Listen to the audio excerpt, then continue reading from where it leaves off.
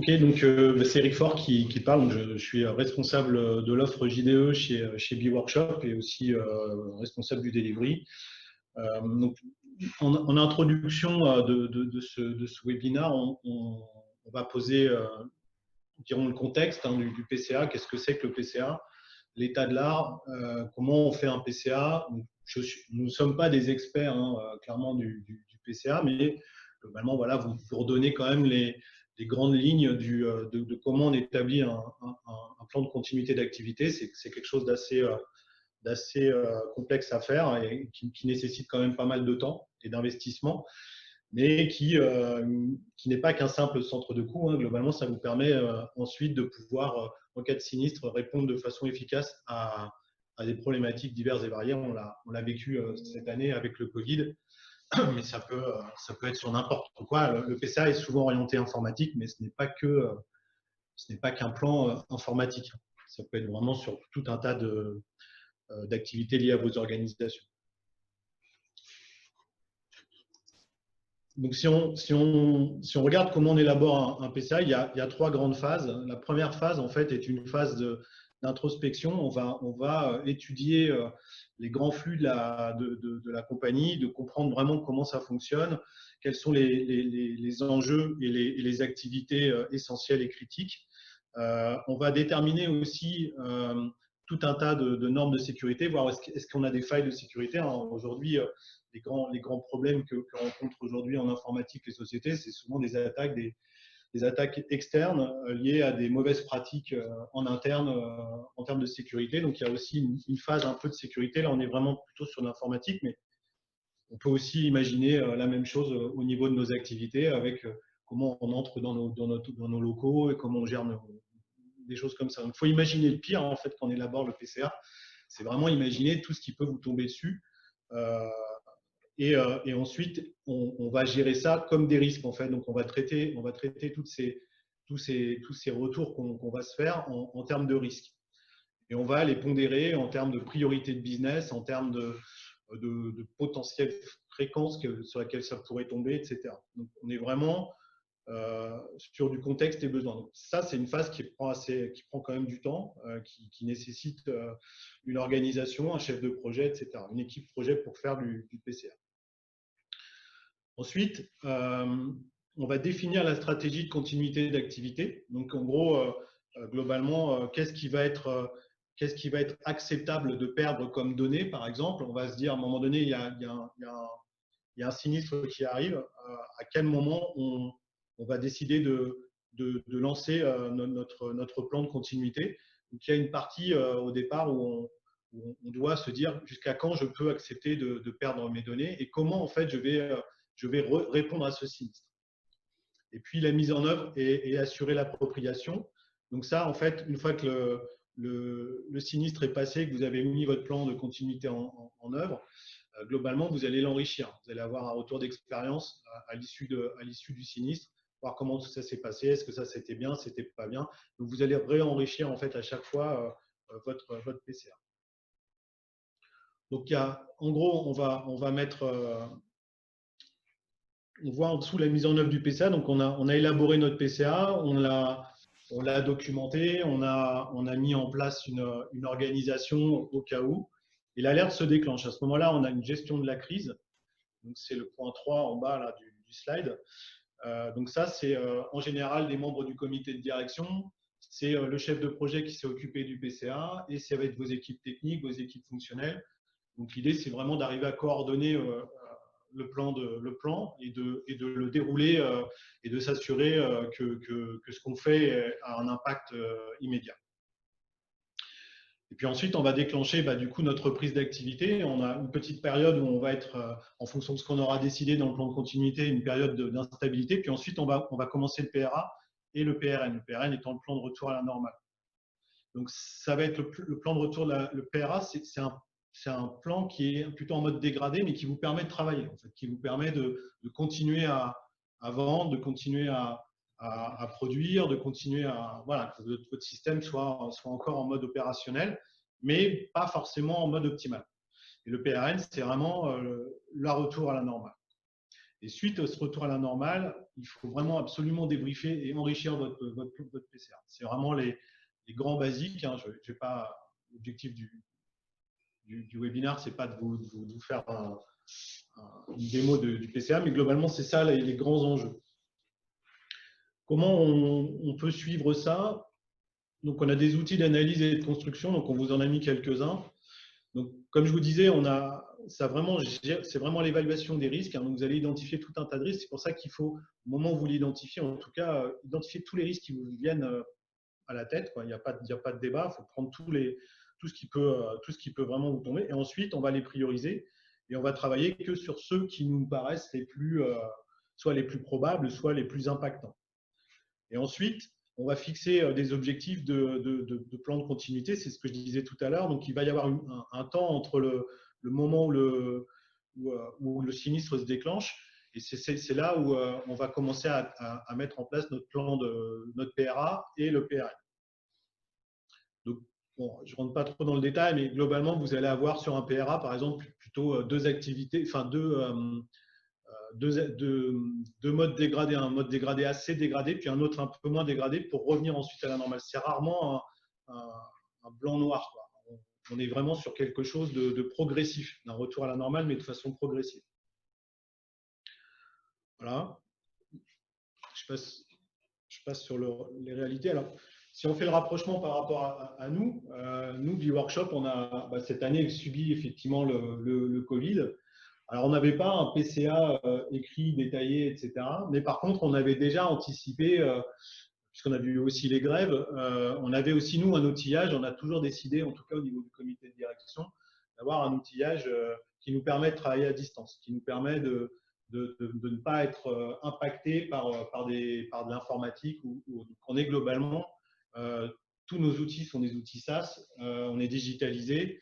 Et on utilise la suite Office 365 qui nous permet vraiment de nous connecter n'importe où à nos outils de travail. Donc on a été impacté évidemment par une baisse d'activité, c'est sûr. Mais par contre, en termes d'organisation, on a pu répondre à nos clients, que ce soit au niveau de la TMA, que ce soit au niveau des projets. On a continué nos projets en faisant nos ateliers à distance, etc. Donc l'outillage et la façon aussi de concevoir notre activité, ça, on l'avait pensé. Donc, forcément, ça nous a permis de le gérer.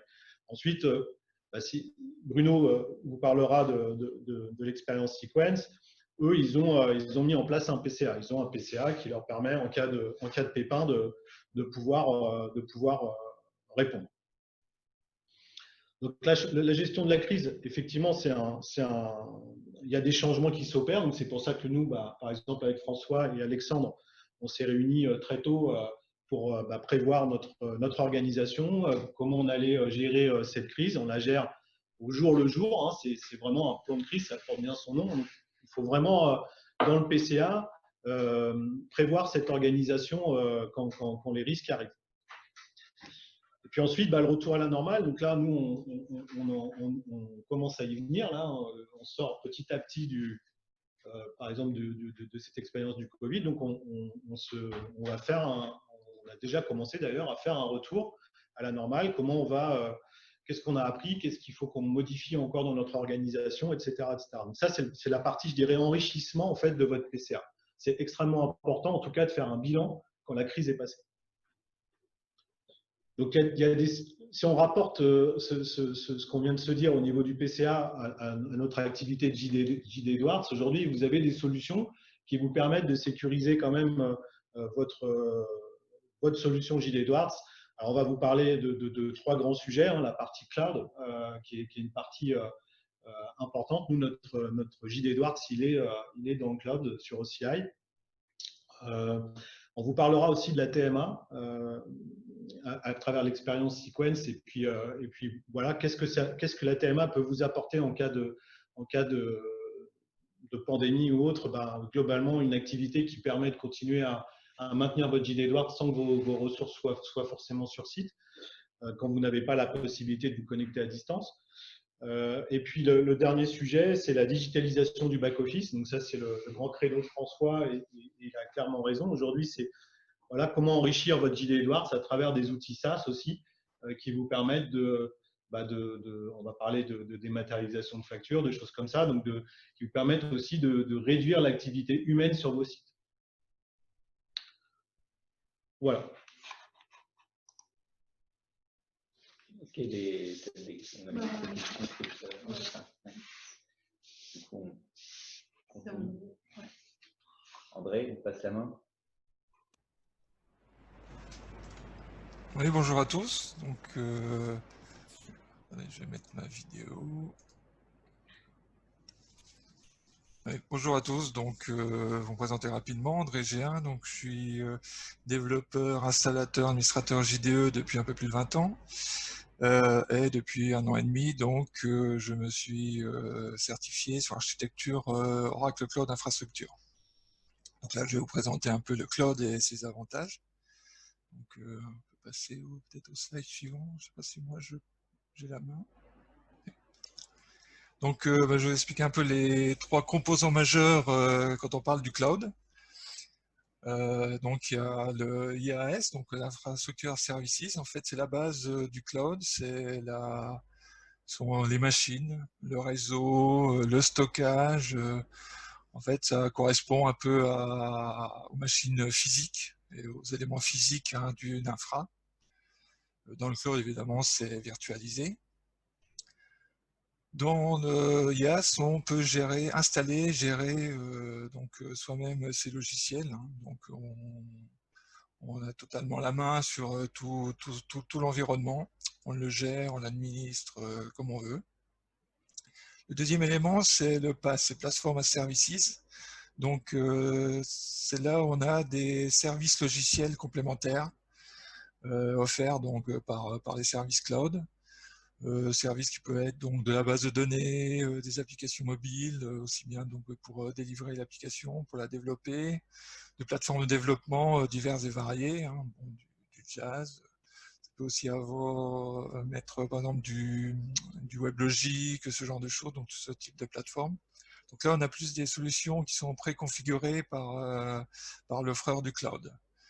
Donc, on gère, on a déjà un peu moins la main mise sur ce type de plateforme. Il y a une préconfiguration, après nous on rajoute nos éléments.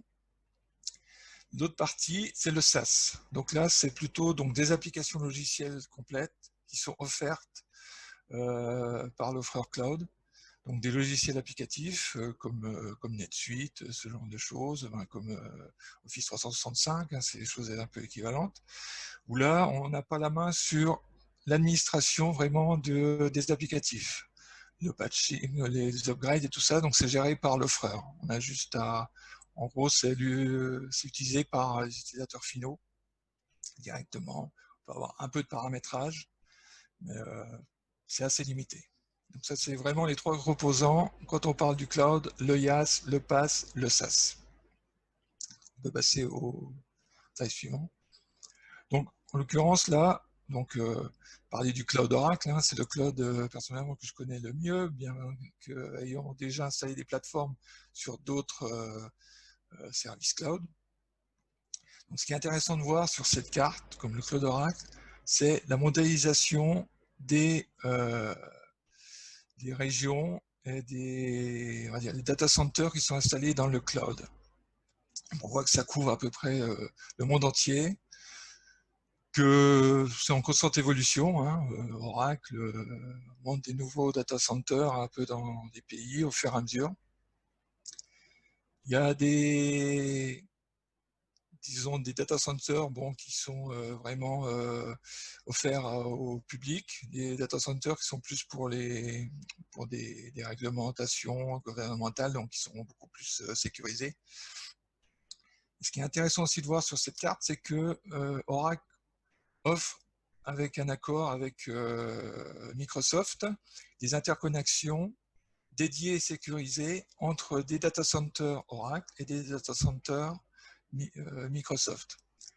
Ça permet donc de pouvoir utiliser des services cloud Microsoft en toute sécurité avec ces services Oracle. Ce qui est aussi intéressant dans le cloud et cette répartition, c'est que dans chaque région, comme Francfort par exemple, il y a une sécurité importante des éléments d'infrastructure parce que, par exemple, comme Francfort, c'est réparti en 3 régions qui correspondent à 3 data centers, distance de 10-20 km à peu près, donc qui permettent de gérer une redondance complète en fait, d'une infrastructure. Donc, sachant que chaque data center est bien sûr relié entre eux par des réseaux très haut débit dédiés, totalement sécurisés. Et dans chaque data center, on a aussi des salles machines différentes, ça s'appelle des fault domains chez Oracle, qui permettent en plus aussi de sécuriser tout ce qu'on y met, quoi. On peut passer peut-être au slide suivant. Donc, quels sont les intérêts, l'hébergement donc dans le cloud, les bénéfices? Au sens JD Edwards, par exemple, donc, on a des déploiements rapides, c'est-à-dire que dans le cadre d'Oracle, ils offrent des machines qui, par un ensemble de scripts, permettent de déployer une architecture de référence. Production, non-production, où le système va provisionner par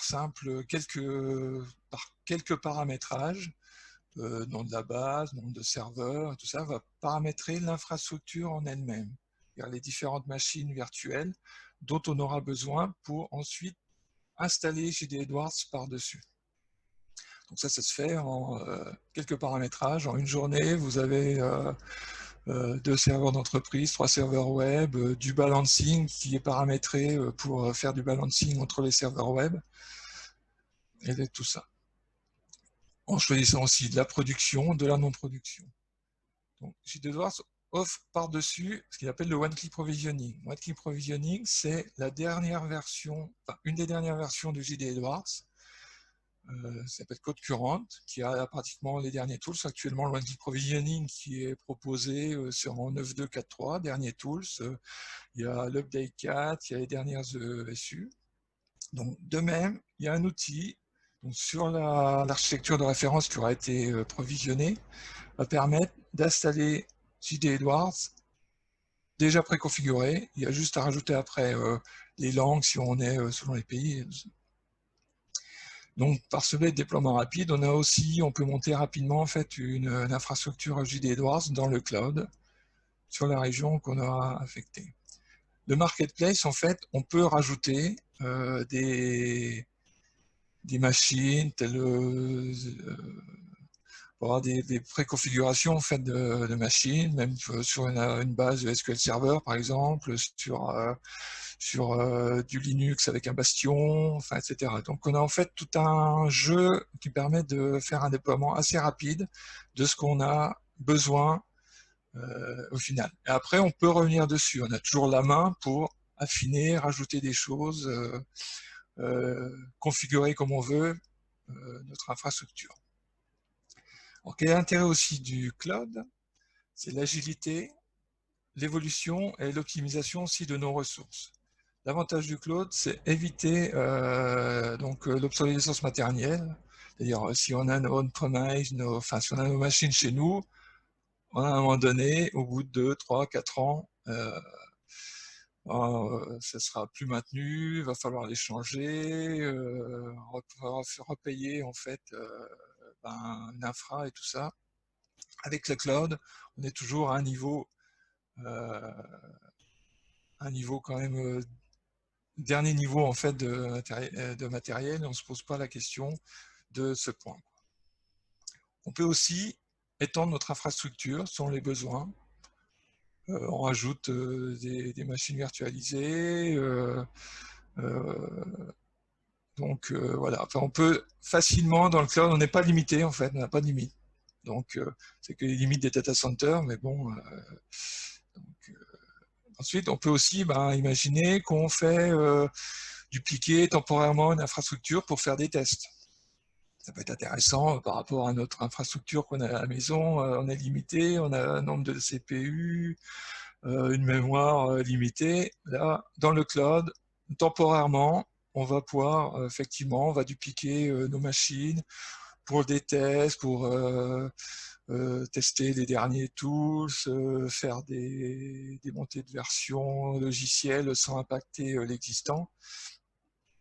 Et on peut aussi effectivement créer des plateformes de pré-production aussi rapidement, donc basées sur notre production, par duplication de nos machines de production. Donc voilà, enfin, on a vraiment une possibilité d'évolution extrêmement souple. Après, c'est une question de moyens, bien sûr, mais souple, rapide par rapport à du on-premise. Donc c'est vraiment la souplesse, l'agilité qui est importante. On optimise aussi nos coûts. Si on met notre JD Edwards dans le cloud, on peut utiliser nos licences JDE actuelles, si on a la Technology Foundation, en fait, donc les licences qui incluent WebLogic, la base Oracle. On va pouvoir déployer des services de base de données en utilisant les licences JDE actuelles. Donc aussi bien les licences d'ailleurs techniques que licences fonctionnelles. On va payer aussi pour les ressources nécessaires. C'est-à-dire que si on a mis en place une infrastructure de test avec quelques serveurs, si on les arrête, on ne paye plus les ressources qui sont utilisées. On les arrête, là, il n'y a que le stockage, qui est en général le prix assez pas très élevé. En fait, le stockage, c'est pas la grande partie de coût du cloud. Donc, en fait, on va vraiment payer très très souple aussi sur nos coûts. Et pareil, on peut disons, ajouter à nos services d'infrastructure les fameux services PaaS dont on aura besoin. On va vouloir décider à un moment donné d'adhérer au service mobile cloud parce qu'on veut développer nos propres applications mobiles et les brancher à notre JD Edwards ou à nos autres applications qu'on a mis dans le cloud. Donc en fait, on peut adhérer à tous ces services en plus. On va passer au suivant. L'intérêt du cloud aussi, c'est la sécurité, les performances et les engagements de service. Il faut savoir par exemple que le cloud Oracle, on est dans la vraiment dernière génération de cloud, qui apporte beaucoup plus de performance. Un autre intérêt du cloud, c'est qu'il y a des engagements de service forts qui permettent de garantir à des niveaux élevés la disponibilité de nos machines, leur performance, et la possibilité de les gérer. Donc, toujours l'accès à la console web de gestion de votre infrastructure. Oracle Cloud Infrastructure couvre ces 3 points. Donc, de façon très forte. C'est-à-dire qu'ils vous garantissent contractuellement, quand vous adhérez, d'avoir quelque chose de haute disponibilité. Il y a une énorme gestion, enfin une forte gestion des sécurités, d'accès, mais aussi des stockages. Vous avez la possibilité d'accéder donc à vos machines, donc soit par des tunnels IPsec encryptés, ou voire même vous pouvez mettre en place des connexions dédiées, ce qu'on appelle Fast Connect, totalement sécurisées entre le cloud et vos sites. Il y a aussi une totale encryption des données au niveau base de données, stockage, tout est totalement encrypté. Oracle est incapable de lire vos données, hein, donc les autres clients sont incapables de lire vos données, évidemment, ça paraît évident, mais il y a une sécurité quand même très forte sur le sujet. Il y a une redondance, une sécurité aussi très forte de la disponibilité, parce qu'il y a une redondance native des ressources, sans que vous ayez besoin de faire quelque chose. Quand vous créez des machines, vous créez votre réseau virtuel, vos stockages, automatiquement, il y a une redondance dans les... donc pour la sécurité, pour éviter toute perte, bien sûr, il y a une redondance entre les data centers, entre donc les fault domains, tout ça nativement, quoi. Après, on peut aller plus loin, c'est-à-dire vous pouvez monter des infrastructures de PRA. Ce que j'ai oublié de dire aussi, quand on parlait des régions d'installation de Oracle Cloud Infrastructure, par exemple, tout à l'heure, c'est que quand vous souscrivez à un compte cloud, vous avez accès à toutes les régions. Vous pouvez très bien monter des solutions de PRA et vraiment monter derrière des solutions plus complexes de duplication de vos données entre différentes régions, par exemple, pour pouvoir y repartir, pour avoir un plan de reprise d'activité dans une autre région si vous avez besoin. C'est vraiment un énorme crash. Donc tout ça, vous avez la possibilité. Donc, JD Edwards, dans le cloud, donc il y a des outils de migration aussi, de passer de on-premise au cloud. Des outils de migration, donc on installe JD Edwards dans le cloud, on migre son on-premise. On peut aussi fonctionner en mode hybride d'ailleurs, vous pouvez rester entre partie en on-premise, donc chez vous, ou chez un hébergeur tiers, et dans le cloud Oracle ou un autre cloud. Mais bien avoir l'intérêt que ça n'a pas d'intérêt que pour JD Edwards. Si vous pouvez migrer vos autres applications actuelles qui pourraient avoir d'intérêt à être proche de votre JD Edwards pour des interfaces, pour ce genre de choses. Donc, comme j'ai déjà dit, vous pouvez aussi étendre vos applications, JD Edwards ou d'autres, dans le PaaS. Vous utilisez donc d'autres services du PaaS, par exemple le DBAS, en fait c'est le Database as Services, c'est-à-dire que vous avez des bases Oracle, une base Oracle en fait qui est un service particulier, qui permet d'être géré de façon plus ou moins automatique. Et vous avez aussi Autonomous Database, qui a une extension qui n'existe que dans le cloud Oracle en fait. Là, c'est un service de base de données totalement autogéré, totalement automatique, avec des services associés qui permettent de créer des applications mobiles sur vos données, qui permettent il y a de l'intelligence artificielle derrière, qui permet d'analyser vos données, qui permet de faire du reporting. Donc en fait, là, vous avez un package qui vous permet en fait de vraiment gérer vos données, donc de type data warehouse ou non, mais de façon totalement transparente. En fait, il n'y a aucune gestion, aucun besoin en fait de faire de l'administration de ces bases de données.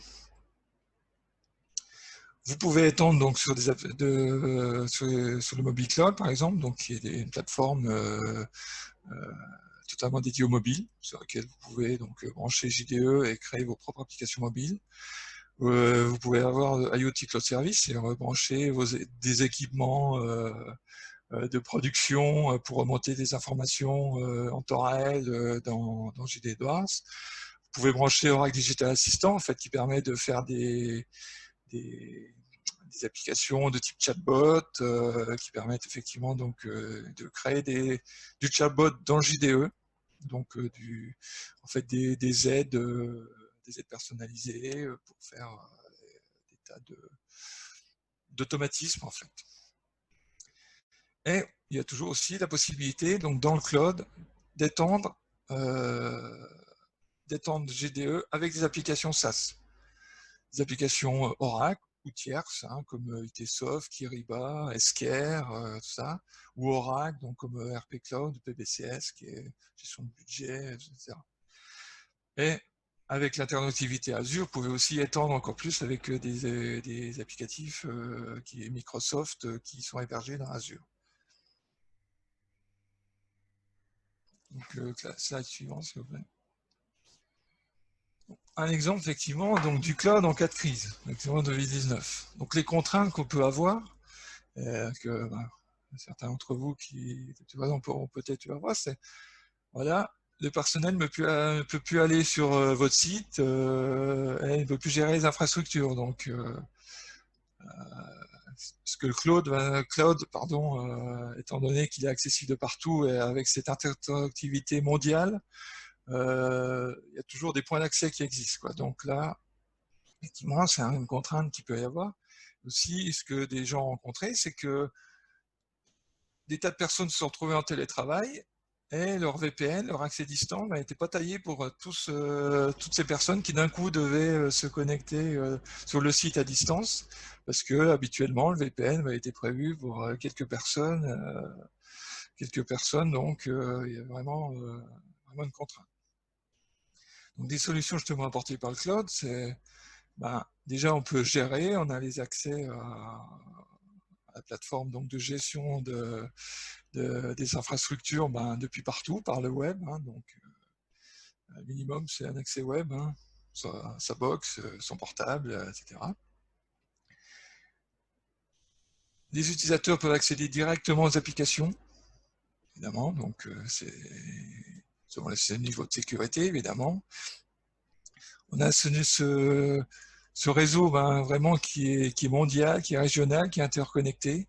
Donc en plus dans le cloud, si vous avez prévu, si vous êtes une implantation mondiale et que vous avez prévu de dispatcher un peu vos applications dans les différentes régions du monde, il y a toujours une possibilité justement de vous connecter, de travailler sur vos systèmes. Si vous avez besoin, effectivement, même en cas de crise et tout ça, d'étendre rapidement vos capacités, aussi bien de stockage, de puissance de traitement, l'avantage du cloud, effectivement, vous avez cette souplesse pour le faire. Donc il n'y a pas effectivement ce goulot d'étranglement où vous avez, imaginons, vous avez vraiment votre infrastructure que sur un site, et ça va totalement dépendre d'un seul point d'entrée. Tous vos autres sites qui sont même partout en France ou dans le monde sont obligés de passer par le même point d'entrée. Le cloud, évidemment, donc là, vous permet effectivement de vous affranchir de cette problématique. Donc voilà, en fait, pour le cloud. Donc, si je veux citer un peu quand même quelques exemples de cloud, nous-mêmes, nous avons notre plateforme interne de R&D, de démo, qui permettent à nos consultants de tester des solutions de paramétrage et des solutions plus avancées telles que l'orchestrator. Le fait que ce soit dans le cloud, ça a permis, même les consultants répartis chez eux, de pouvoir toujours travailler et préparer leur démo, leur paramétrage sur les plateformes. On a un autre client que l'on a mis, donc fin d'année dernière, on a migré JDE dans le cloud. Pour lui, la crise, ça a été du Covid, ça a été transparent. Il a pu toujours se connecter à ses applicatifs JDE. Nous-mêmes qui gérons sur sa plateforme, on a toujours pu la surveiller, s'assurer qu'elle fonctionnait au jour le jour, et qu'il n'y avait pas de problème. J'ai d'autres clients qui sont dans d'autres clouds, qui ont continué à faire, qui sont en pleine migration.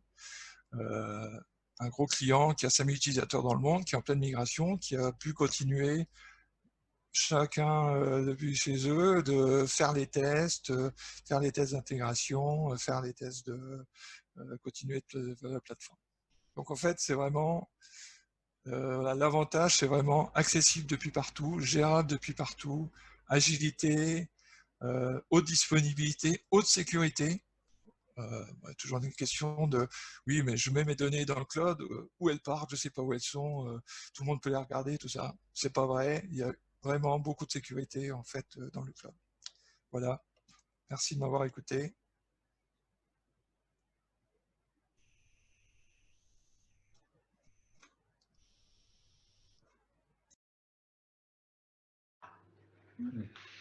Bonjour à tous, je suis Elodie Dordoigne, responsable TMA à Biworkshop.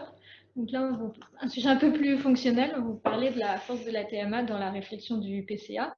Donc dès l'activation du PCA, la TMA a été considérée dès le début comme une activité essentielle de par l'offre qu'on propose aux clients.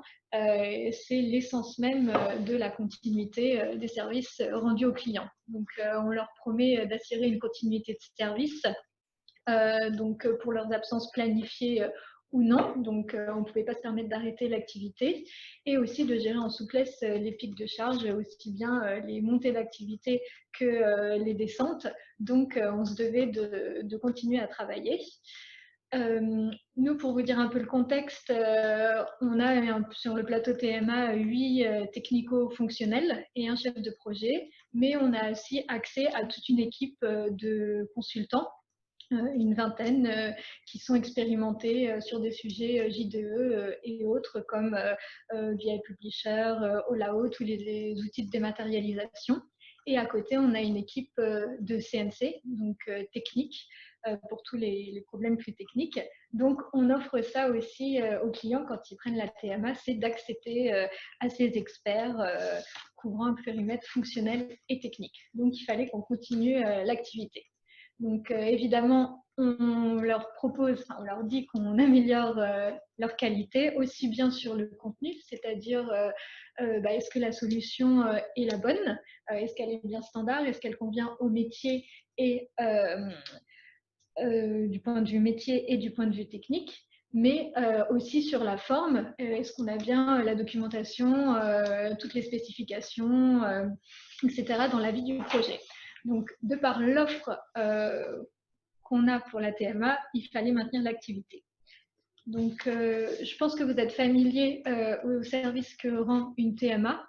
Je vais les lister rapidement. Il y a le support utilisateur, donc aussi bien la création d'un compte, suivant les clients, que l'ajout de rôle, mais aussi penser à tout ce qui est SOD, donc les risques, que ce soit compliant. Donc, on offre ces services.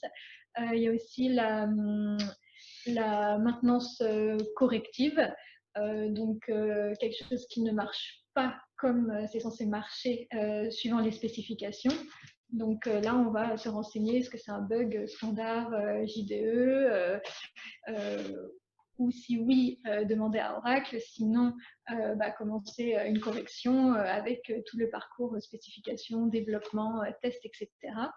On propose aussi des maintenances évolutives et adaptatives. Donc, quand c'est dans la TMA, en général, c'est pas plus de 10 jours. Et donc là, on essaye toujours de proposer une solution standard.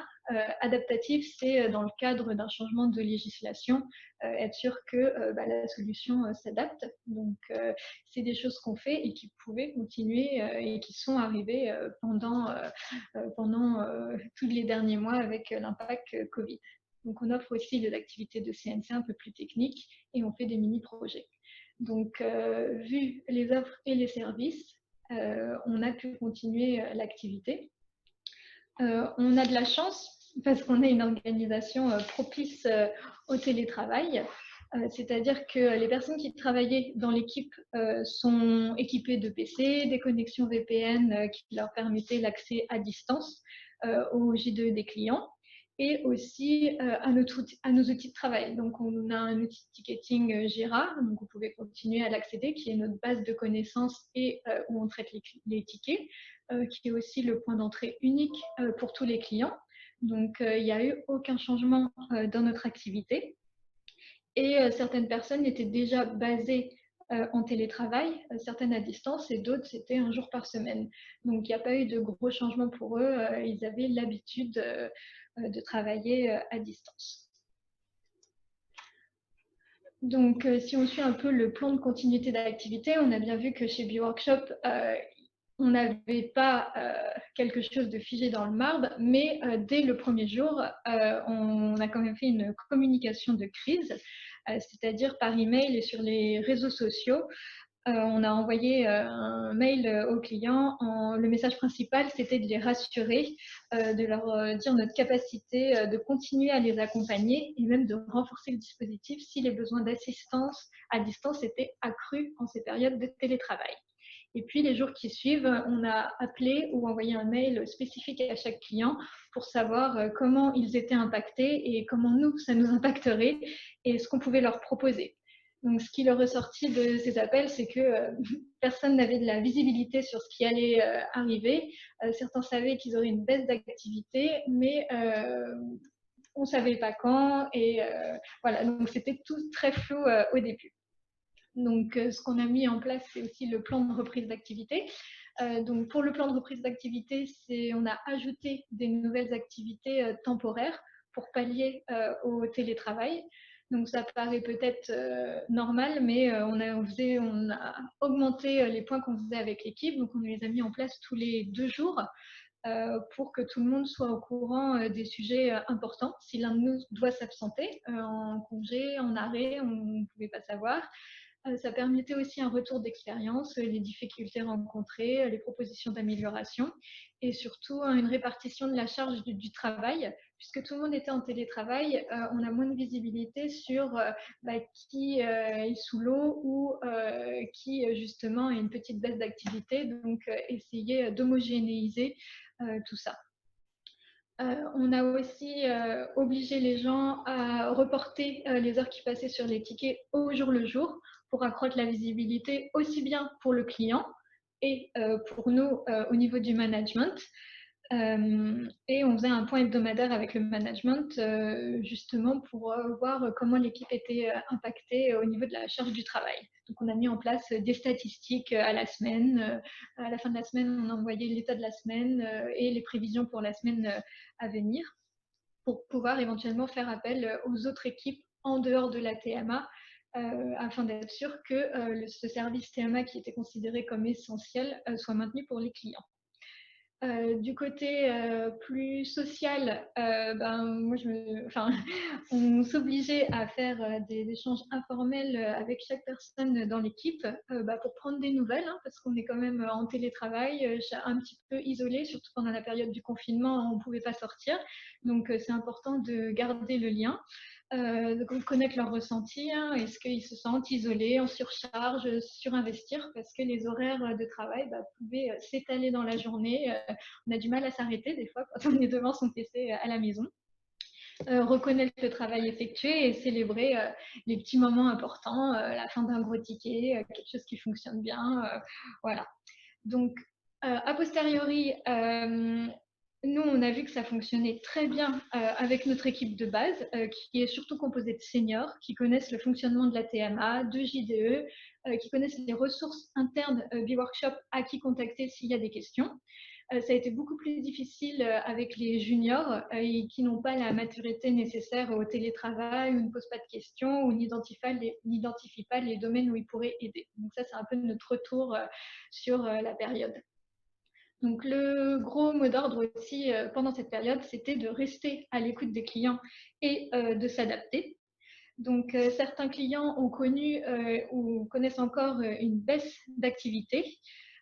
Donc, ça, on en a discuté dès le début et certains voulaient geler complètement le travail de la TMA. Donc là, c'est vraiment les écouter et ne plus travailler sur leurs tickets ou identifier les tickets en cours et leur communiquer.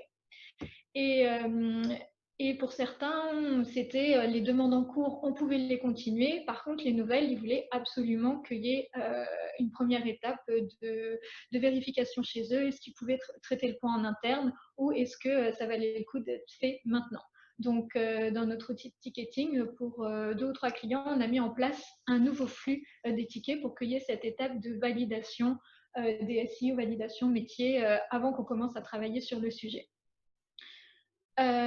De tous les clients, on a ressenti vraiment le besoin de réduire la facture des prestataires externes, ce qu'on peut comprendre. Donc, c'était vraiment, on a mis en place des alertes pour certains clients. Donc, dès que le temps passé sur un ticket dépassait 4 heures, on envoyait un email. Donc, c'est une bonne pratique tout le temps, mais là, ça s'est vraiment fait sentir. Les clients voulaient savoir, ces tickets-là, ça paraissait être une évolution simple. En fait, c'est beaucoup plus compliqué. Donc ça, c'est souvent, d'un point de vue fonctionnel, on pense que c'est facile. En fait, non. Ou alors, voir les sujets qui prennent plus de temps et une réunion, des fois, est plus utile que des emails.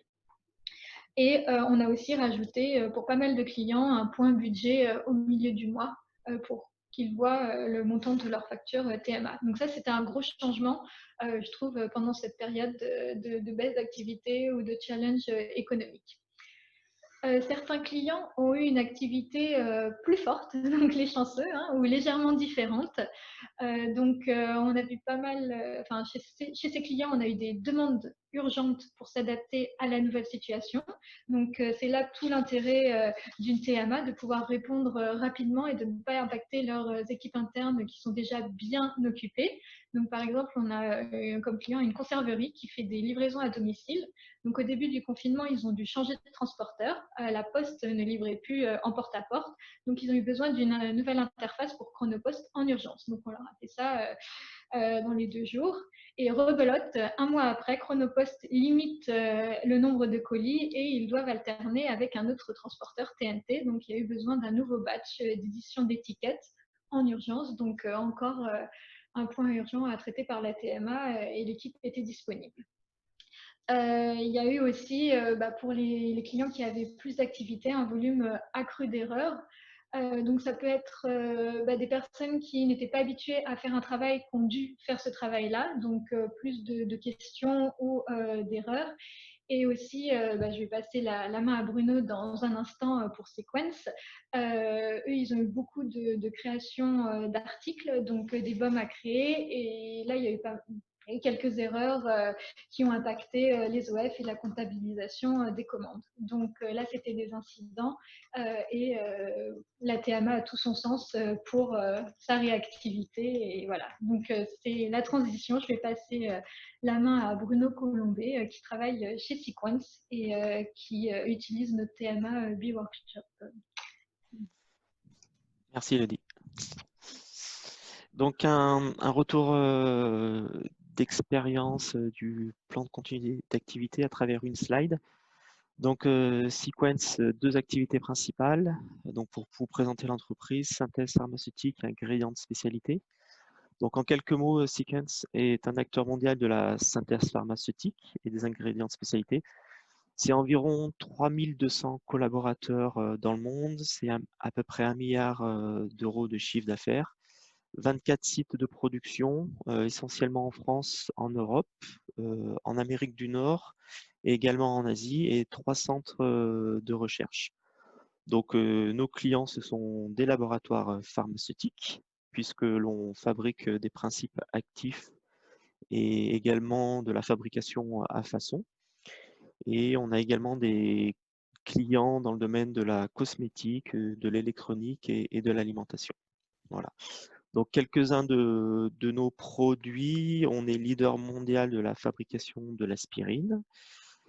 On fabrique également du paracétamol à travers nos 2 sites que nous avons en Chine. Donc c'est plutôt un sujet d'actualité puisqu'on souhaite relocaliser la production en France.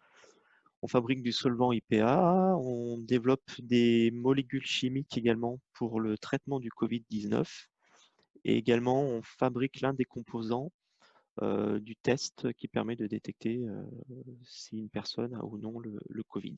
Voilà. Et on fabrique également du bicarbonate de sodium. Voilà.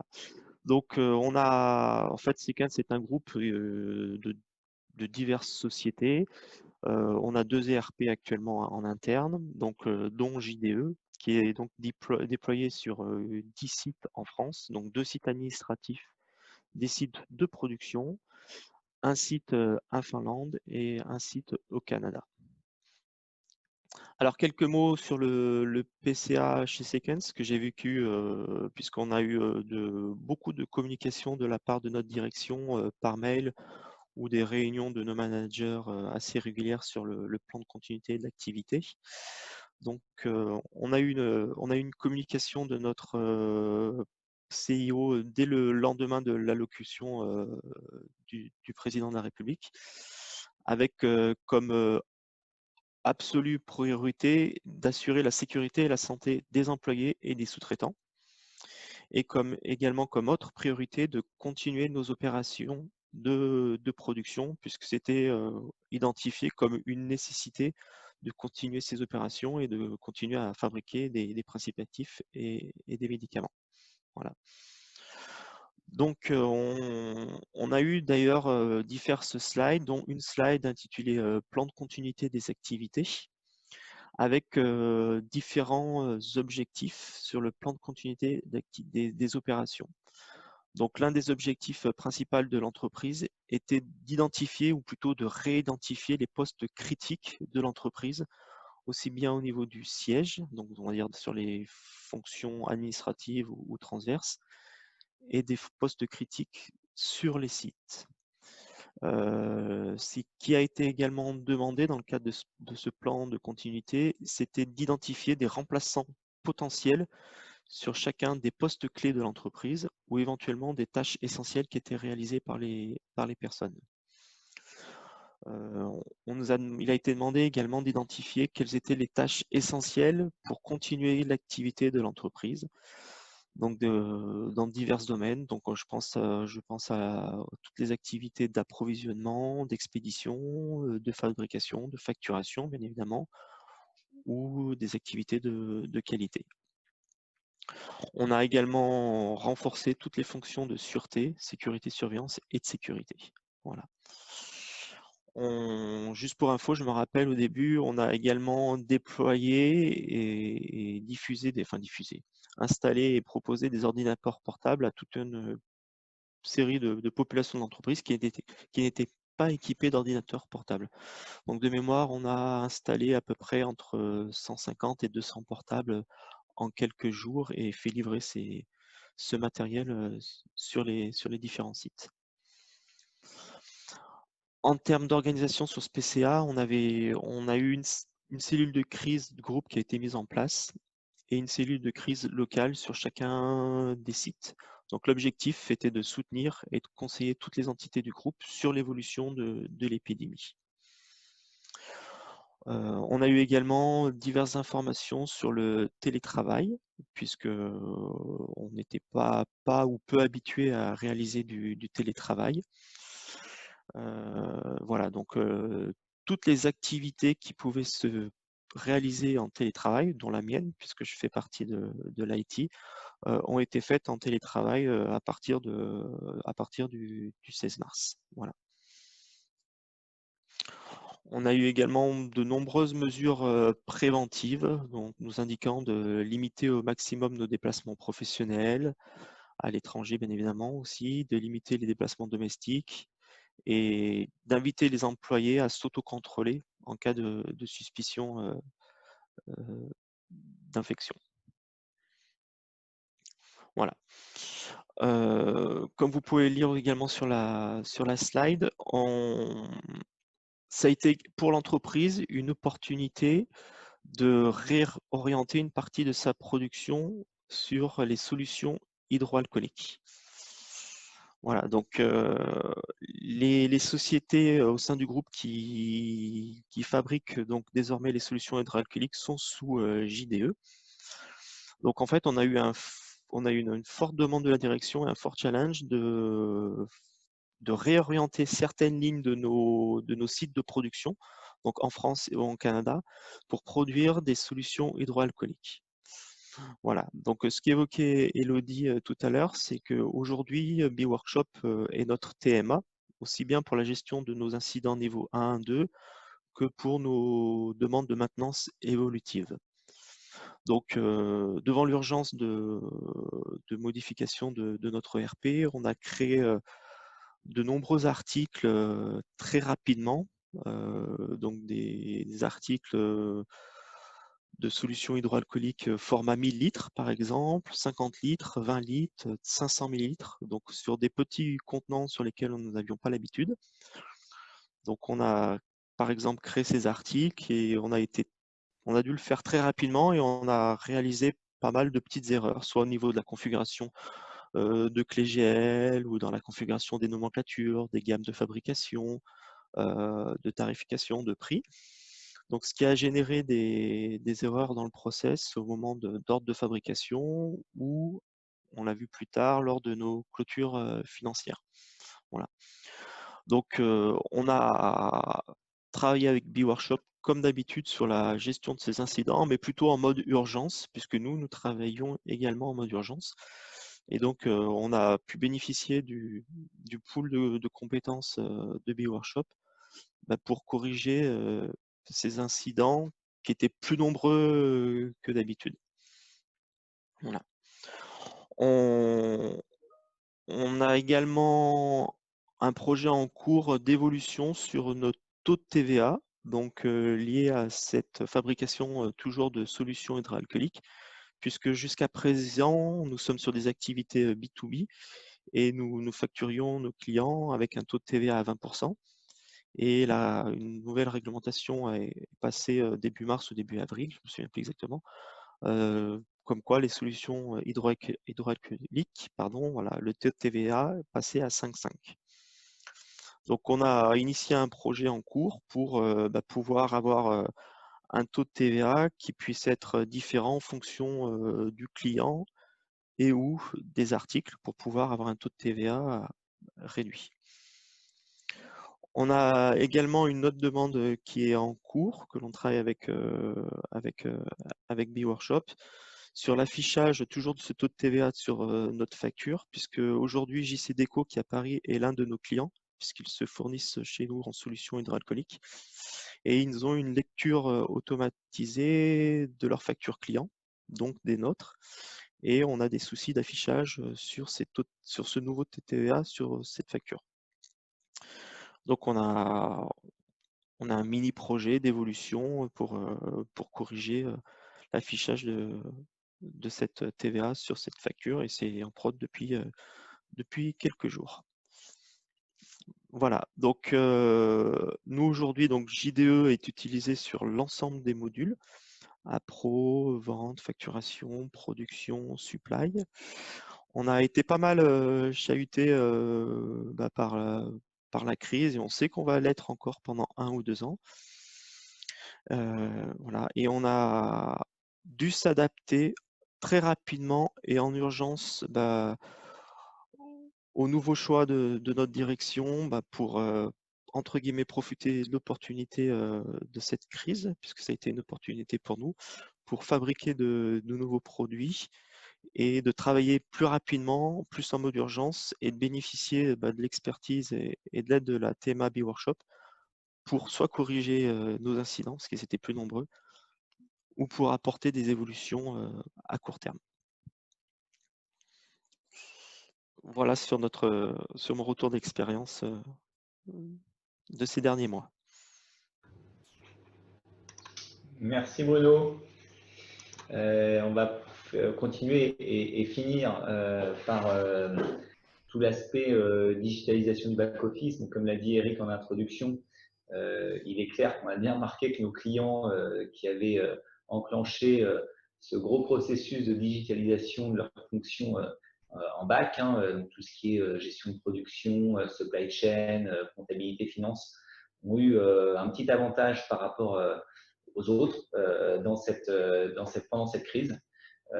Donc, rapidement, alors, attendez, je me trompe de clavier. Oui, on le sait, la crise, elle nous a pas mal stressé à titre individuel, mais aussi pas mal nos organisations, les entreprises dans lesquelles on travaille et celles avec qui on travaille. Et puis, on a bien vu que ce n'était pas que national, c'était d'abord mondial et puis c'est devenu ensuite national. Et comme nos clients JDE ont souvent fait le choix aussi de l'ERP JDE parce que multi-pays, multi-langues, multi-sociétés, eh bien, on avait très souvent cette interaction avec l'international. Donc, ça a commencé par la Chine.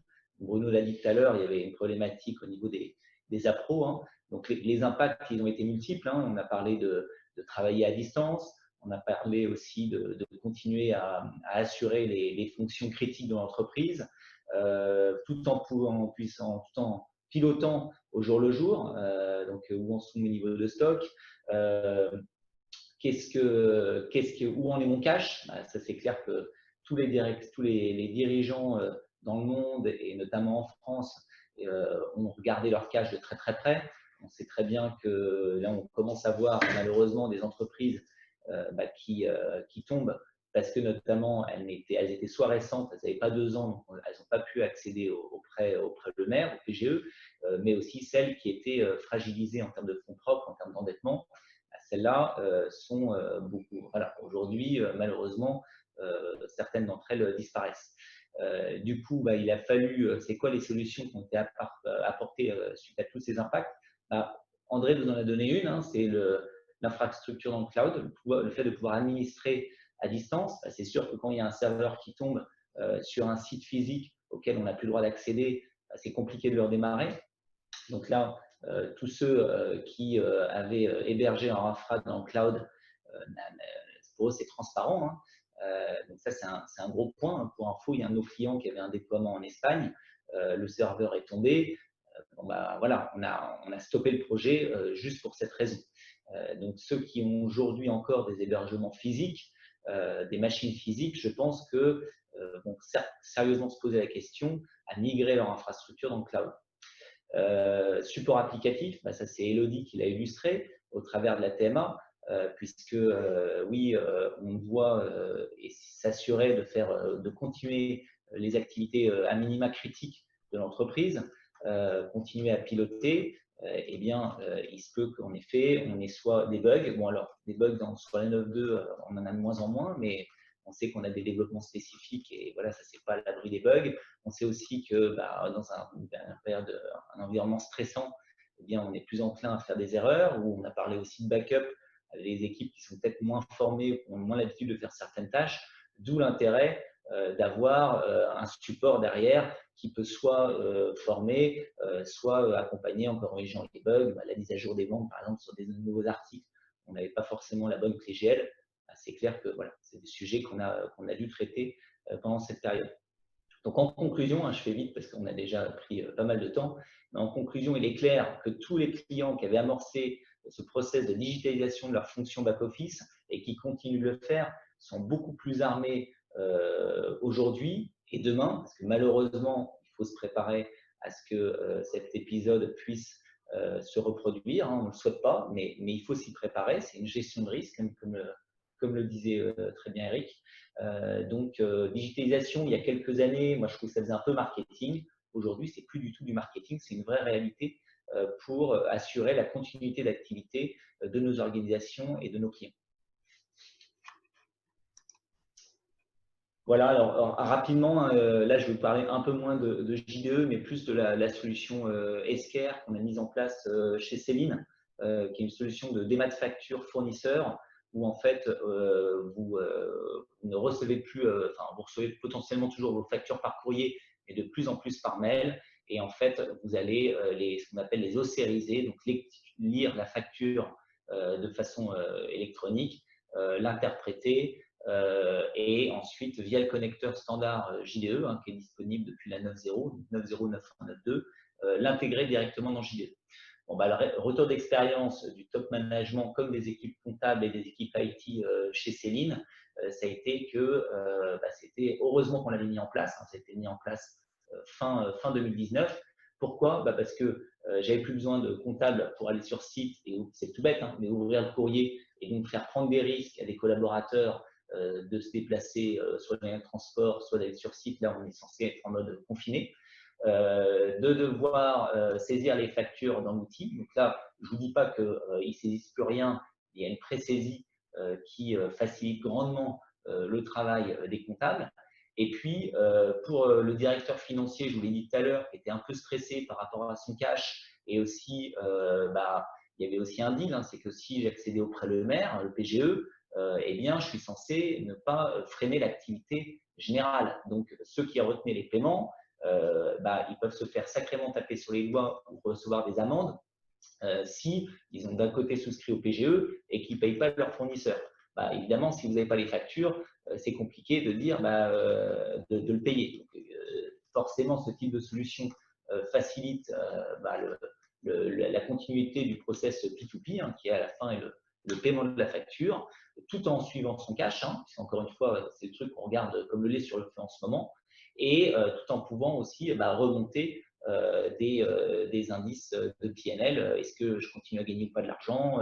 Voilà. Et puis, du coup, je prépare aussi mon budget des années suivantes. Parce que c'est clair qu'en ce moment, c'est un gros exercice chez tous nos clients de savoir, OK, 2020, c'est sûr que ça ne va pas être terrible, même un peu pourri.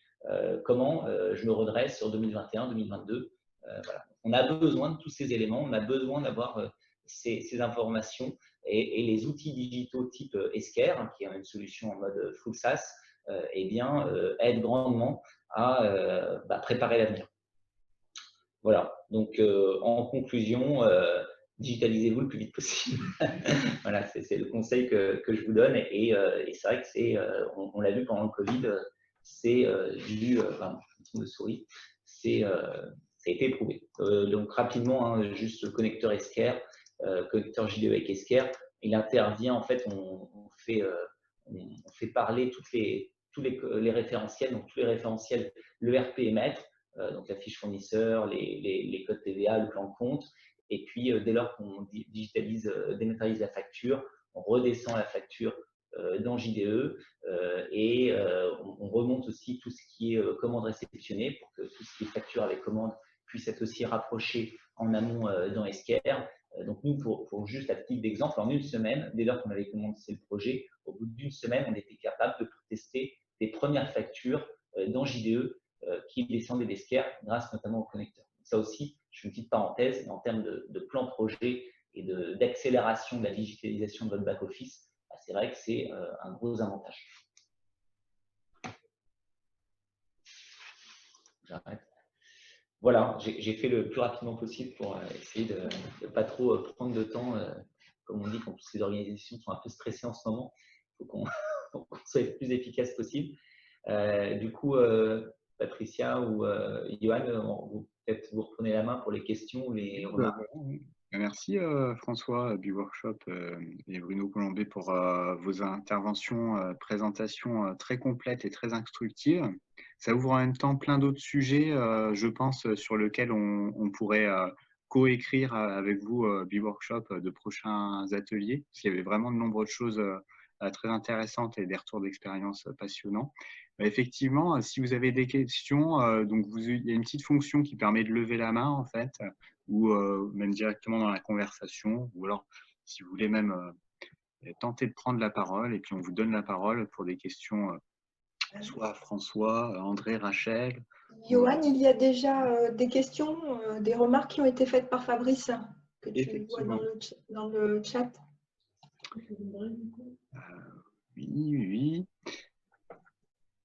Donc oui, il y a des questions notamment de Fabrice, je pense peut-être pour André ou Eric et François à propos du cloud notamment et de la gestion de la propriété intellectuelle et de l'emplacement du stockage des données en fait. Avec la propriété intellectuelle, savez-vous où sont stockées les données en fait? Tu veux répondre, André? Oui. En fait, ça dépend de la région effectivement dans laquelle on a souscrit. En l'occurrence, actuellement, en Europe, il y a Francfort, Zurich, Londres et Oracle en train de bientôt proposer normalement du stockage, devrait proposer en France aussi. Ils sont en train de faire je sais pas à quelle échéance. En fait, c'est vraiment dépend de la région à laquelle on souscrit. Donc, sur les questions. Voilà, bon, ça tourne autour de ça, autour de la propriété intellectuelle et de la gestion des données sur RGPD et projet Gaia-X, comme fait remarquer Fabrice Bagza. Le cloud, oui, mais quand il y aura une souveraineté des données françaises, européennes, c'est le projet Gaia-X. Donc voilà, moi je pense que tu as répondu. Du coup, André, est-ce qu'il y a d'autres questions ?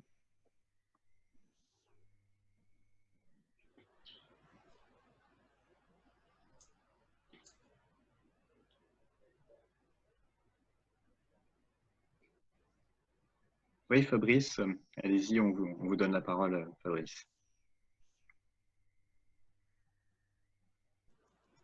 Est-ce que là, vous m'entendez? Oui. Ouais. Oui, bonjour. Tout d'abord, merci pour ces présentations très, très pertinentes et intéressantes. Moi, je suis effectivement responsable de la transformation digitale dans mon entreprise et bien sûr que je suis prescripteur de la digitalisation du cloud, mais je reste très frileux par rapport à tout passer sur une infrastructure cloud, parce qu'effectivement, JDE, Oracle, États-Unis, on ne maîtrise pas clairement, suite à la réponse que vous avez donnée, c'est pas très clair pour moi, quoi. Où sont stockées les données? Est-ce qu'on peut être sûr qu'on est bien sur des serveurs respectant les normes de stockage européennes, françaises Mais ça, j'en suis pas certain avec les stockages Oracle. Et ça, c'est très important pour nous. Oui, mais aujourd'hui, si, vous avez quand même vous signez des documents quand vous contractualisez. Ce qu'on dit, hein, c'est qu'en Europe, aujourd'hui, les données sont stockées sur les serveurs qu'on vient de, enfin, les data centers qu'on vient de vous citer, qui sont en Europe, en fait. Ils n'ont aucun intérêt, de toute façon, en termes de perf. Ils s'engagent sur des perfs quand même très, très hautes. Ils ne vont pas mettre le data center américain. Donc, après, il y a cette histoire, effectivement, de protection des données, parce que c'est les Américains versus les Français, etc. Aujourd'hui, ce sujet-là, il est géré via des contrats. Après, voilà, il n'y a pas de. Il y a quand même aussi tout ce qu'on disait en termes d'anonymisation des données. Il y a quand même beaucoup de choses qui sont faites aujourd'hui. Moi, j'ai une expérience par le passé chez Microsoft. Quand on vendait du cloud, au départ, on avait ce type de remarques. Aujourd'hui, vous avez, je ne sais pas quelle est la couverture d'Office 365, mais qui est un pur produit cloud. Vous avez tous les mails qui sont stockés. Et Dieu sait que les mails, c'est quand même stratégique. Aujourd'hui, les gens ne se posent pas ces questions-là. Donc, je comprends le point. Hein. Je n'ai pas de débat là-dessus. Mais que vous le stockiez, j'ai envie de dire, vous pouvez le stocker. On parle de Cloud Oracle aujourd'hui, on est focusé là-dessus, mais vous pouvez aussi le stocker chez les hébergeurs français. Vous pouvez le stocker. Là, nous, la conviction, c'est juste qu'il faut, de notre point de vue, sortir du physique, c'est tout. Après, que vous le passiez par un hébergeur français dont c'est le métier, why not, hein. Enfin, on n'est pas, comment dire. Nous, on développe effectivement OCI et on pense que c'est une bonne solution parce que déjà c'est Oracle et les JD Edwards, donc ils ont quand même, il y a tout un tas d'outils autour de JDE qui facilitent quand même grandement les choses. Nous, on a notre propre plateforme dessus et ça fonctionne très bien. On est là, on a mis en client en production. Aujourd'hui, les perfs sont nettement meilleurs. Il n'y a pas de risque, en tout cas, de mon point de vue. Après, effectivement, j'entends ça. Aujourd'hui, vous avez des contrats qui vous protègent de tout ça. Après, c'est une question de confiance. Je pense même qu'il y a des rapports d'audit qui peuvent être faits. Il y a des choses comme ça qui peuvent être mises en place. Mais après, c'est contractuel. Donc, moi, je ne peux pas vous dire, je n'ai aucune garantie que les données sont aux États-Unis, mais il n'y a aucun intérêt technique, en tout cas, à ce qu'elles le soient. Après, là où elles sont stockées, est-ce qu'elles sont stockées à Francfort, à Londres, etc. Ça, vous pouvez le choisir. Par contre, je crois que ça coûte un chou plus cher. Oui, justement, c'est ces considérations-là qui, à mon avis, sont très importantes. Bon, moi, je suis très au fait. Je lis un peu tout ce qui est flash sécurité de la DGSI, tout ça. Vous direz des cas concrets, même des hébergeurs européens et français, ou même avec des contrats signés. Effectivement, les données sont quand même transmises sur d'autres continents. Donc voilà, c'est des aspects qui pour nous sont très importants et dont la considération fait que on préfère encore attendre et on est content qu'il y ait des projets de type Gaia-X où effectivement les États essayent de se fédérer au niveau européen pour avoir cette souveraineté par rapport aux autres concurrents. Oui. Mais je pense que voilà, il y a ce raccourci, c'est personnel hein, ce que je vous dis, il y a ce raccourci qui est fait de dire voilà, maintenant tout est en cloud, on y accède très facilement, on y va quoi. Voilà, on est un peu plus mesuré sur ces aspects-là. Oui, mais moi, je vous donne des expériences de TMA, mais vous avez aussi parfois des crashs de TMA, des crashs de plateformes qui se produisent. Le temps de réaction, on parlait tout à l'heure du délai acceptable de perte de données, etc. Quand vous avez quand même un hébergeur qui a quand même contractuellement engagé à vous répondre rapidement et à refaire, il a un PRA, ils sont quand même très au fait de ces choses-là. Il y a des clients chez lesquels c'est beaucoup plus compliqué. Et du coup, nous, on intervient en urgence quand c'est vraiment lié sur JD Edwards, mais des fois, c'est vraiment un problème d'infra pur et dur. Le serveur, il est explosé. La clé qui tombe, moi, je l'ai vécu dans mon passé de DSI, c'est vrai que ça, on le voit plus. C'est bête, hein, ça paraît bête. C'est vrai que, après, vous avez raison, hein, sur les données, bien sûr. Après, niveau PCA, PRA, ça dépend. Voilà, nous, on a différentes salles, on a différents sites, voilà, mais on a tout internalisé. Et on s'en sort très bien aussi, quoi. On a une infrastructure. Non, mais je ne vous dis pas que ce n'est pas bien. Si vous êtes organisé comme il faut, il n'y a pas de débat, mais tous les clients ne sont pas équipés. Tout à fait. Et en fonction des tailles, le web peut être le cloud peut être une vraie solution, clairement. Après, après ça dépend de la stratégie de l'entreprise. C'est ça, c'est tout à fait. Si vous voulez vous étendre rapidement, parce que ce qui est intéressant aussi dans le cloud, c'est l'usage. Non, mais je suis encore une fois, je suis ne pas mal comprendre. Je suis bien avec vous, bien aligné.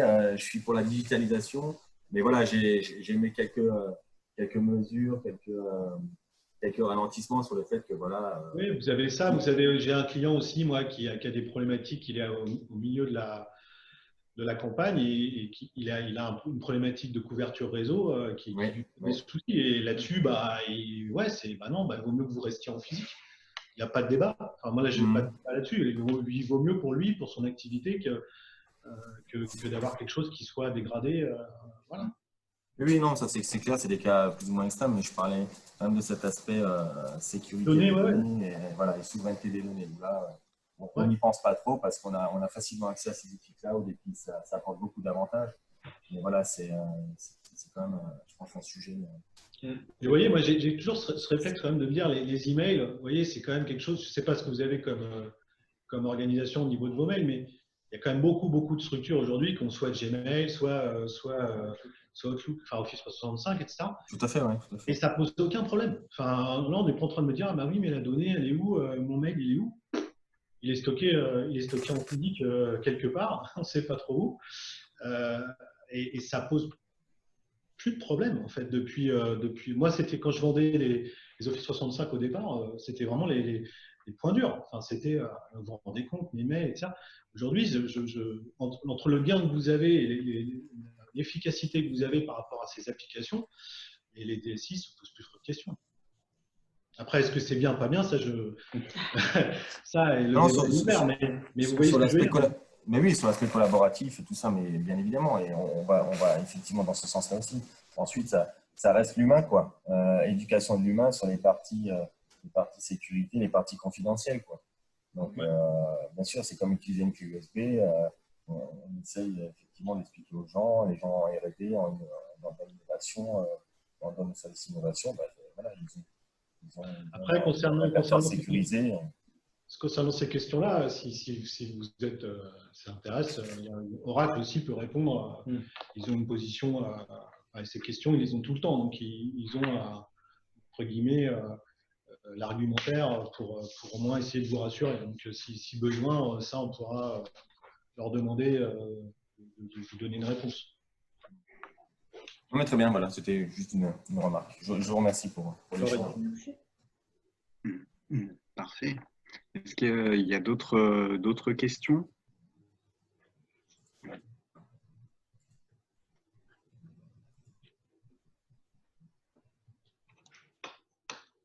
Alors, à savoir que s'il y a des questions qui vous viennent, en fait, il est possible de nous les adresser également par mail au club utilisateur et on les relaie bien sûr auprès de B-Workshop parce qu'on enregistre, en fait, on note toutes ces questions et on les publiera en même temps que la présentation réalisée par B-Workshop sur le portail du club. Donc voilà, bien sûr, si vous avez des questions additionnelles, n'hésitez pas à nous les faire parvenir ou à vous adresser à B-Workshop. Vous avez également leurs coordonnées.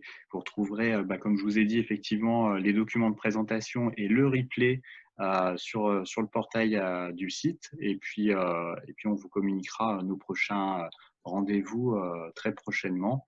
Et voilà, encore merci à votre participation, à toute l'équipe de PE Workshop, à M. Colombet de Sequence aussi.